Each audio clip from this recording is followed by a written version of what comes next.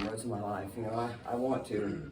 And this was just a God wink because I got stuck and I was desperate and I was out of dope and I just stood and I just screamed, God, if you want me to believe in you and you want me to believe that you love me and you want this, I want to live and I don't feel like I have anything to live for. I said, you'll show me that my mom's in heaven. And you guys, the rain stopped and there was a cloud that was in the shape of an angel with a small child. I mean, and I took pictures of it and I showed it to people and it blew their mind. They knew right away when they looked at it that that's what they saw, you know. And then God showed me then.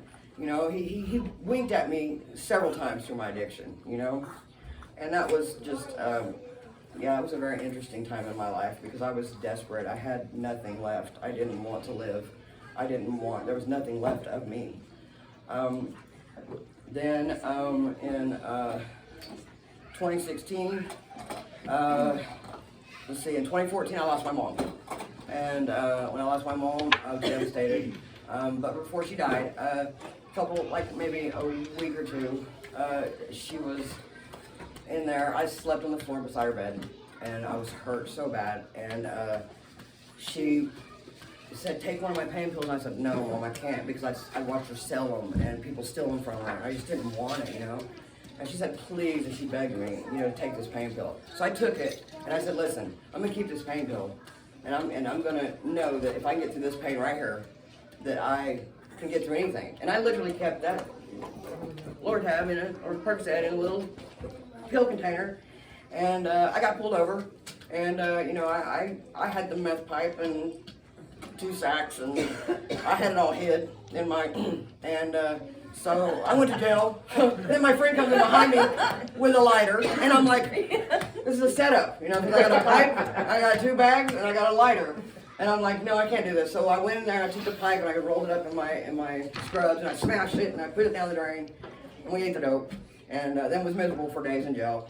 But you know, that Lortab, that Percocet, whatever it was, you know, got me my next drug charge. And you know, it was a God blessing because you know that's what ultimately, you know, caused me to have to act right. And you know, and I didn't want to go to my probation officer. I didn't care. I didn't care. And I didn't care if I went to jail. I didn't care if I went to prison, because it turns out I can survive in prison, you know? I mean, I got a few things going for me there, you know? I'm just saying, but I didn't want to. But I knew I could survive. That's what I'm going to tell you. I knew I could survive in prison. So, anyway, when I got in trouble then, it led to, you know, some more desperation, manipulation. In 2016, you know, my neighbor, Huey Hash, he's 82 now. He lived across the street, and he was the first man that I ever met in my life who loved me for me, didn't want anything from me. He was like a dad, he was like an uncle, he was everything rolled into one. And he watched me killing myself, tearing my house down, you know. I tore my 4-bedroom house down with a pickaxe and a crowbar, nothing more, you know, and I did it all. And I tore my body up doing it because I was all methed out, you know, I didn't have any sense.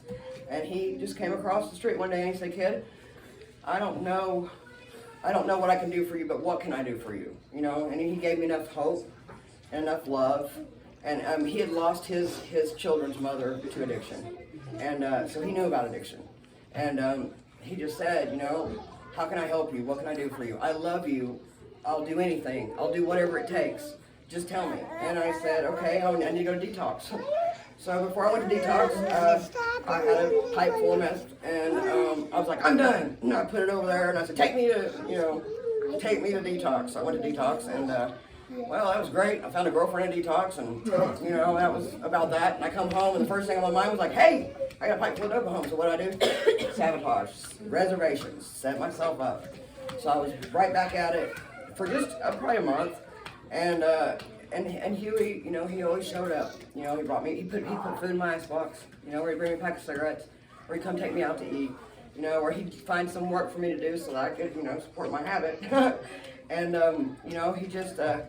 One day he just put his hands on me and he said, I don't know what I can give you, but what I can give you is hope. And I can give you love and I can give you support. And you have me. Do with me as you will to help you, just whatever I can do. And so I said, I want to go to rehab. And so I went to rehab. I went to Eagle Ridge, and it was a rehab for women and children. And I fit right in there for a minute. What I found was a very nice looking tech, sexy bitch. And I started manipulating the situation. Like, oh yeah, I can get here too because, you know, I got this sexy ass bitch and give me whatever I want and I can get through this. And yeah, so I'm manipulating myself in situations in rehab. But the minute that I found out how bad she was to them girls and their babies, I hated her. I couldn't believe. Well, she didn't like that. She didn't like the fact that I didn't want to have anything to do with her. She didn't like the fact I wouldn't give her attention. So she made my life living hell. I mean, literally. They put a no-touch order on me. I couldn't even hug them girls or nothing. I mean, it was just terrible. Discrimination there was so bad that, you know, I literally, one of the other techs gave me the number to the Gay Coalition so I could talk to them about, you know, the discrimination because it was so bad. It was so, you know, blatant to everybody. And I've never pulled that card. I've never been like, yeah, I can't, you know. But I did because I wanted rehab so bad. I wanted to get clean. I wanted to stay clean. I wanted to be there. And when my probation officer called to say that, you know, to tell, you know, to see that I was there, she refused to tell them that I was there. So 29 days, I get a phone call from a friend of mine, and she says that 2 good friends of mine were found dead. And so I was up all night crying. The next day, the cops show up at rehab, and they're there to arrest me, to take me to jail. So, well, let me back up just 1 minute. So, earlier that day, I met my first person in H&I. She came in, her name was Becky. She shared her story.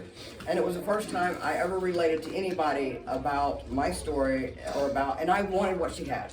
That was the first time I ever saw somebody who was in recovery, who was doing the damn thing, and I wanted it. And so she gave me her number, and when I went to jail, I had one number, hers. And I called her. I didn't know her. I just met her, you know. And I called her. I said, I don't know what to do. I've just been arrested out of my rehab, you know. And they said they wouldn't let them take me. I mean, they stood there and said, oh, we'll save your bed. Made all kinds of promises, but the truth was they wasn't going to let me back in. But I didn't know that. So I spent some time in a jail there waiting for them to come get me. And they come and got me. And I get back there and I'm like, I was so mad. I was like, this is unfair, you know. And I was so mad, like, I was so mad at God again. Like, why? I'm trying so hard.